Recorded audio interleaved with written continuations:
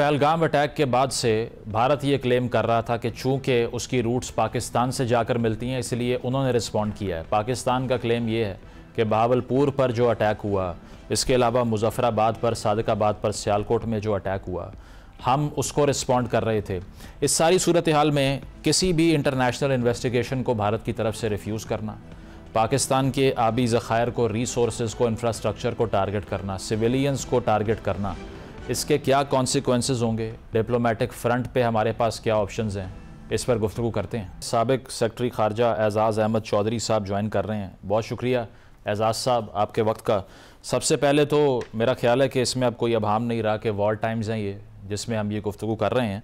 लेकिन कल रात जो कुछ हुआ, जिस तरह से इंडिया की तरफ से एक्ट ऑफ अग्रेशन किया गया, एयर स्पेस की वायलेशन को तो डिनाई किया गया, लेकिन मिसाइल्स जिस तरह से पाकिस्तान के मेन स्ट्रीम शहरों में जो बॉर्डर के करीब भी नहीं थे वहाँ आकर गिरते हैं, क्या लगता है आपको? एक तो इंटरनेशनल कम्युनिटी का रिस्पांस कैसा लगा, और पाकिस्तान अब किस तरह से अपना केस प्लीड कर सकता है कि इनोसेंट सिविलियंस को टारगेट किया है हिंदुस्तान ने? बिल्कुल आप सही कह रहे हैं। एक तो उन्होंने हमारी सॉवरेनिटी, टेरिटोरियल इंटेग्रिटी, दोनों चीजें वायलेट की हैं। आफ्टर बोले हमारे यहाँ फेंके हैं। और बड़ी अफसोस की बात है कि एक मुल्क जो अपने आप को इतना बड़ा मुल्क कहता है, वो रात के अंधेरे में सिविलियंस के ऊपर, सोए हुए के ऊपर और इबादत गाहों पर हमला करता है और उसमें बड़ी खुशी मना रहा है कि जी हमने बड़ी कामयाबी हासिल कर ली। आपने इंटरनेशनल कम्युनिटी का कहा। इंटरनेशनल कम्युनिटी ने पहले तो इनके इस इल्ज़ाम की तायीद बिल्कुल नहीं की जो इन्होंने पहलगाम के वाक़े के बाद लगाया पाकिस्तान पर। अब अलबत्ता उन्होंने एक न्यूट्रल स्टेटमेंट दी है कि दोनों साइड्स तहम्मुल का मुजाहरा करें। मैं समझता हूँ कि इसमें हिंदुस्तान गिल्टी पार्टी है। ये इस वक्त न्यूट्रलिटी बनती नहीं थी हिंदुस्तान, लेकिन शायद वो ये नहीं चाहते होंगे कि आग को और भड़काएं, लेकिन इस वक्त सरीहन हिंदुस्तान ने गलती की है और पाकिस्तान के पास मॉरल हाई ग्राउंड है कि पाकिस्तान अपने दिफा में अब कुछ भी करना चाहे कर सकते हैं। जो हमने उनके तैयारे गिराए हैं वो तो वही है जो उन्होंने एक डिफेंसिव अप्रोच थी कि आप आए अटैक कर रहे हैं, हमने आपको गिरा दिया। तो मेरा ये ख्याल है कि इस दफा हिंदुस्तान बहुत ही वीक मॉरल ग्राउंड पे है, इखलाकी ग्राउंड पे भी और कानूनी ग्राउंड पे इस वक्त उनका बहुत ही कमजोर स्टांस है। और शुक्र है पाकिस्तान ने इस दफा एतमाद का मुजाहरा किया है, पूरी कौम उनके साथ जुड़ी है और कोई किसी किस्म के सवालात नहीं उठे हमारे स्टांस पे। ये बड़ा अच्छा किया इस दफा जी। इस पर एजाज साहब, जो डोनाल्ड ट्रंप का रिस्पांस था उसकी इतनी स्क्रूटनी नहीं हुई, लेकिन मैंने जो उनका स्टेटमेंट देखा, number one, he was looking absolutely indifferent कि it's a point of shame, बहुत अरसे से ये लोग लड़ रहे हैं, सेंचुरी से लड़ाई हो रही है और इसको रुक जाना चाहिए। अगर इसको कंपेयर करें बिल क्लिंटन के रिस्पांस से कारगिल के टाइम्स में, so he was very nervous and scared, क्योंकि अमेरिकन प्रेसिडेंट ये एक्नॉलेज कर रहा था उस वक्त के पूरी दुनिया का पीस एट स्टेक है अगर दो न्यूक्लियर नेशंस आपस में लड़ रहे हैं। लेकिन आज का यूएस प्रेसिडेंट तो इतना बॉदर्ड ही नहीं लगा मुझे कि वो इंटरवेंशन की कोई बात करें या कोई एक्टिव मेजर्स लें उसको रोकने के लिए। It look like he had no interest, जो हो रहा है वो ख़त्म हो जाए बस। जी, ये वैसे एक मुनफरद ही सदर हैं। जो अमेरिका का जो ग्लोबल इंटरेस्ट है या जो अमेरिका का हमेशा आलमी किरदार रहा था, उसको ये खींच तान के सिर्फ और सिर्फ अमेरिका पे लेके जा रहे हैं। किसी ने मुझे कहा कि इनकी जो एक जमाने में ईस्ट वेस्ट इंटरेस्ट होता था, ईस्ट में इनके यूरोप था और वेस्ट में इनके एशिया पैसिफिक था, उससे इन्होंने सुकेड़ के नॉर्थ साउथ कर लिया, सिर्फ अमेरिका की बात करते हैं। दूसरा ये है कि इनका ज्यादा उस पे है, जहन लगा हुआ है कि यूक्रेन की जंग पे और गाजा की, और तीसरी जंग वो चाहते नहीं। लेकिन फिर भी मैं ये समझता हूँ कि उनको दिलचस्पी लेनी चाहिए थी थोड़ी सी ज्यादा।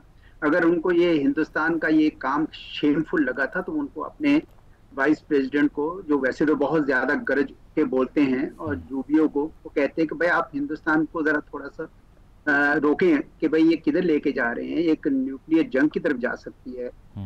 पाकिस्तान ने अभी तक तो तहम्मुल का मुजाहरा किया है। मेरे ख्याल में पाकिस्तान ने सिर्फ जवाबी कार्रवाई उस हद तक रखी है जिस हद तक उनका जो अटैक था।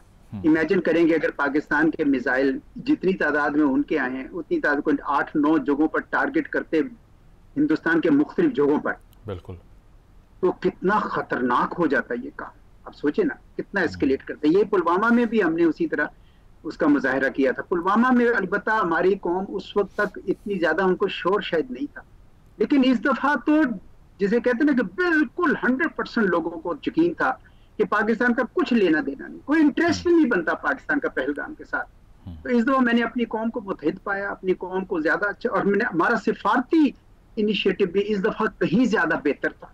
अक़वाम मुत्तहिदा में भी हमारे जो नए आए हैं परमानेंट रिप्रेजेंटेटिव, मैं उनको बड़े क्वाइटली काम करते हैं, लेकिन उन्होंने ठोस बजा के काम किया। उन्होंने जा जाके हर एक तक वो अपना पैगाम पहुंचाया। मैं उनकी सारी प्रेस कॉन्फ्रेंस सुन रहा था, उसमें इंडियन जर्नलिस्ट जवाब दे, सवाल पूछे, इन्होंने जवाब दिए।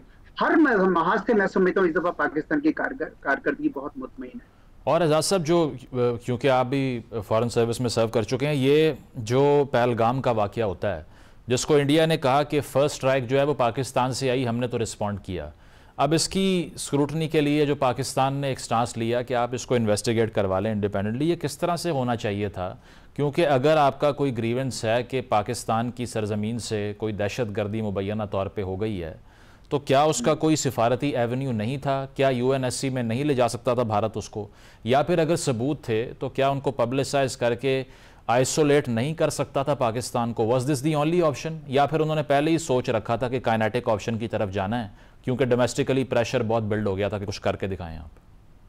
जो आपने आखिरी बात कही मुझे वो ज्यादा क्रीनस के लगती है, वरना उन्होंने इंटरनेशनल या न्यूट्रल इन्वेस्टिगेशन तो कुछ दाखिली इन्वेस्टिगेशंस का भी इंतजार नहीं किया और ढक से पाकिस्तान पे इल्जाम लगा के उसके बाद उन्होंने कहा कि अब हमें सजा भी देनी है। सजा के मामले में हुआ ये कि इन्होंने इतना ज्यादा अपने यानी कि हाइपर नेशनलिज्म है और अपनी कौम को इतना चार्ज अप कर दिया पिछले कई सालों में कि अब वो उसके ही कैदी बन गए, उस रेट्रिक के। अब उनकी आवाम ये चाह रही थी, वरना बैनुल अक़वामी बरादरी से तो कोई सपोर्ट नहीं मिल रही थी।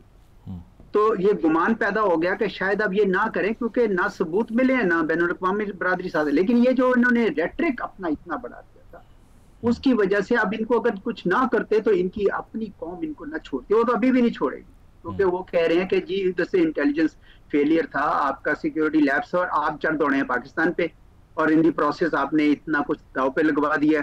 अब हिंदुस्तान को आप देखें ना, इस वक्त उनका नुकसान क्या हुआ, इस सारी चीज का नुकसान उनका ये हुआ है कि एक तो वो पूरी दुनिया के सामने एक्सपोज हो गए हैं कि ये नी जर्क रिएक्शन करके ये करते हैं। दूसरा उनको ये हुआ है कि वो कश्मीर में जो इतने सालों से एक सख्ती कर रहे थे वो सारी की सारी नजर आ रही है कि कश्मीर के अंदर लोग जो है ना बेचैन हुए हैं और सारी जो रोशनी नहीं डालना चाहते थे कश्मीर पे।